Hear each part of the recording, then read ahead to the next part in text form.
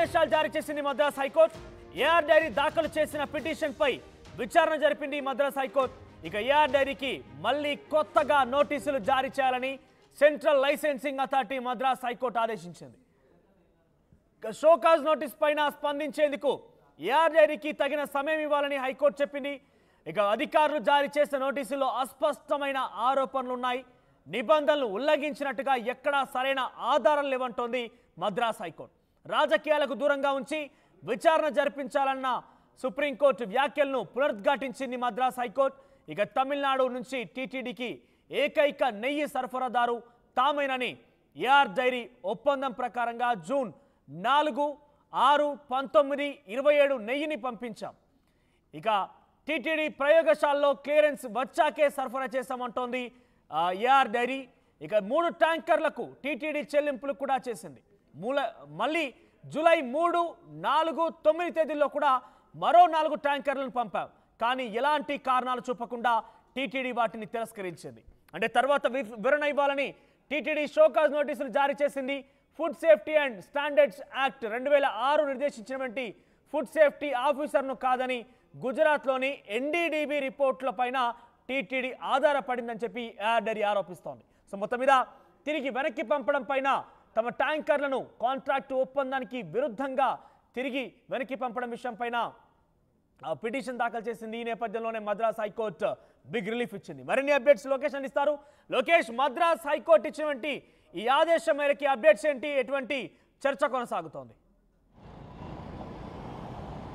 Yes Manoj, ఏదైతే తిరుమల శ్రీవారి లడ్డు కల్తీ నెయ్యి వ్యవహారానికి సంబంధించి ఏదైతే తమిళనాడు నుంచి ఏకైక నెయ్యి సరఫరాదారుగా ఉన్నటువంటి ఏఆర్ డైరీకి మద్రాసు హైకోర్టులో ఒక బిగ్ రిలీఫ్ చేకూరిందనే చెప్పాలి. ఎందుకంటే ఇప్పటికే ఏదైతే central licensing authority AR dairy లైసెన్సులను క్యాన్సిల్ చేయాలని ఇచ్చినటువంటి నోటీసులను సవాలు చేస్తూ ఏఆర్ డైరీ మద్రాస్ హైకోర్టును ఆశ్రయిస్తూ అందులో పేర్కొన్నటువంటి పిటిషన్లో పేర్కొన్నటువంటి అంశాలు కీలకంగా తీసుకున్నటువంటి మద్రాస్ హైకోర్టు సెంట్రల్ లైసెన్సింగ్ అథారిటీని వెంటనే ఇచ్చినటువంటి నోటీసులను వెనక్కి తీసుకొని ఏఆర్ డైరీకి స్పందించడానికి, అదేవిధంగా సమాధానాలను ఆధారాలను సబ్మిట్ చేయడానికి కొద్దిగా సమయం ఇస్తూ తిరిగి నూతనంగా నోటీసులను జారీ చేయాలని చెప్పి ఇవాళ మద్రాస్ హైకోర్టు ఇచ్చినటువంటి తీర్పుతో ఏఆర్ డైరీకి బిగ్ రిలీఫ్ చేకూరిందనే చెప్పొచ్చు.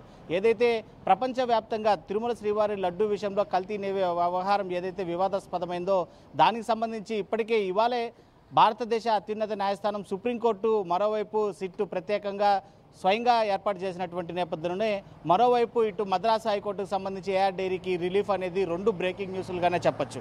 ప్రధానంగా ఈ మద్రాసు హైకోర్టు పేర్కొన్న విషయాల్లో ఒప్పందం ప్రకారం టీటీడీకి జూన్ 4, 6, 19 అదేవిధంగా 27వ తారీఖుల్లో 4 సార్లు ట్యాంకర్లను సరఫరా చేసినటువంటి ఏఆర్ డైరీ అప్పుడు ఎలాంటి ఆధారాలు కావచ్చు లేదా రిపోర్ట్లు కావచ్చు చూపకుండా టీటీడీకి సంబంధించినటువంటి ల్యాబొరేటరీలోనే ఆ నెయ్యిని టెస్ట్ చేసి అంతా బాగుందని చెప్పి స్వీకరించినటువంటి టీటీడీ జూలైన 4, 6, జూలైన 3, 4, 9వ తారీఖులో పంపించినటువంటి నెయ్యి ట్యాంకర్లు మాత్రము ఏదైతే ఫుడ్ సేఫ్టీ ఆఫ్ అథారిటీ ఇండియాకు సంబంధించి 2006 లైసెన్సింగ్ అథారిటీగా ఉన్నటువంటి ఆఫీసర్ ఇచ్చినటువంటి రిపోర్ట్ను కూడా కాదని చెప్పి డిఎన్డిబికి సంబంధించినటువంటి ఆ ల్యాబ్ రిపోర్ట్ని చూపించి తమ నెయ్యిలో కల్తీ ఉందని చెప్పడం ఎంతవరకు సమంజసం? గతంలో సరఫరా చేసినటువంటి నెయ్యిని అంతటినీ కూడా ఫుడ్ సేఫ్టీ స్టాండర్డ్స్ యాక్ట్ 2006 ప్రకారము ఆ యాక్ట్ను అనుగుణంగా నియమించబడ్డటువంటి ఆఫీసర్ నిర్ధారించడం చేత తీసుకున్నటువంటి జూన్లో సరఫరా చేసినటువంటి అన్ని ట్యాంకర్లను యాక్సెప్ట్ చేసినటువంటి టీటీడీ జూలైలో సరఫరా చేసినటువంటి నెయ్యిని ఎన్డీడీబీ ల్యాబ్ రిపోర్ట్ను చూపి ఒక్కసారిగా కల్తీ జరిగిందనేది అవాస్తవం. దానికి సంబంధించినటువంటి నిజాలు ఆధారాలను చూపించడానికి ఏఆర్ డైరీకి కొద్దిగా సమయం కావాలని చెప్పి ఆ నోటీసులో పేర్కొనింది. ఏఆర్ డైరీ యొక్క పిల్ని స్వీకరించినటువంటి మద్రాస్ హైకోర్టు సెంట్రల్ లైసెన్సింగ్ అథారిటీకి ఏఆర్ డైరీకి స్పందించడానికి, ఆధారాలు చూపించడానికి కొద్దిగా సమయం ఇస్తూ నూతనంగా నోటీసులు జారీ చేయాలని చెప్పి ఆదేశించడంతో కాస్త ఏఆర్ డైరీకి మద్రాస్ హైకోర్టులో ఇవాళ ఉపశమనం లభించిందనే మనం చెప్పాలి. మనోజ్, రైట్ లోకేష్. సో మొత్తం మీద ఏఆర్ డైరీకి సంబంధించి అంటే ఇక్కడ లడ్డు వివాదంలో పూర్తిగా నెయ్యి సప్లై చేసింది ఏఆర్ డైరీయే. ఈ వివాదం ఒక్కసారిగా తలెత్తడంతో తన లైసెన్సింగ్ రద్దు చేసింది సెంట్రల్ లైసెన్సింగ్ సంబంధించినటువంటి వ్యవస్థ. దీంతో లైసెన్సింగ్ రద్దు చేయడం విషయం పైన ఏఆర్ డైరీ మద్రాస్ హైకోర్టు నెక్కింది. మద్రాస్ హైకోర్టులో పలు రకాలుగా వాదనలు కొనసాగిన తర్వాత ఈ రోజు ఈ విషయం పైన తుది తీర్పు వెలువడించింది మద్రాస్ హైకోర్టు. ఏఆర్ డైరీ గతంలో జూన్ 4, 6, 19, 27న నెయ్యి పంపించింది.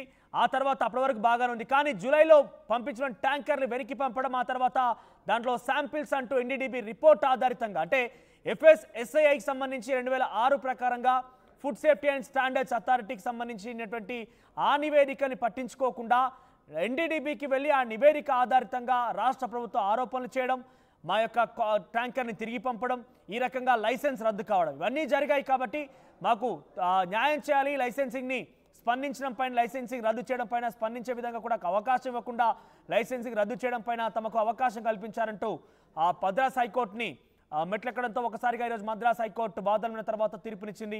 ఏఆర్ డైరీకి సమాధానం చెప్పే అవకాశం, దాని గురించి క్లారిటీ ఇచ్చేటువంటి అవకాశం, స్పందించే అవకాశం లైసెన్సింగ్ అథారిటీ ఇవ్వాలన్నట్టుగా ఈరోజు తుది తీర్పునిచ్చింది. సో మొత్తం మీద ఈ యొక్క తీర్పుతో ఏఆర్ డైరీకి కొంత ఉపశమనం, బిగ్ రిలీఫ్ అని చెప్పవచ్చు. ఎందుకంటే ఎటువంటి స్పందన, ఎటువంటి ఆన్సర్ దొరకకుండానే లైసెన్సింగ్ రద్దు చేసిన నేపథ్యంలో తమ యొక్క వాదన వినే అవకాశం ఉంది. స్పందించిన తర్వాతనే, తమ యొక్క క్లారిఫికేషన్ ఇచ్చిన తర్వాత లైసెన్సింగ్ సంబంధించిన అంశం మీరు రద్దు చేస్తారా ఉంచారని నిర్ణయం తీసుకోవాల్సిన అవసరం ఉందంటూ కూడా మద్రాస్ హైకోర్టు తీర్పునిచ్చింది. దీంతో ఒకసారి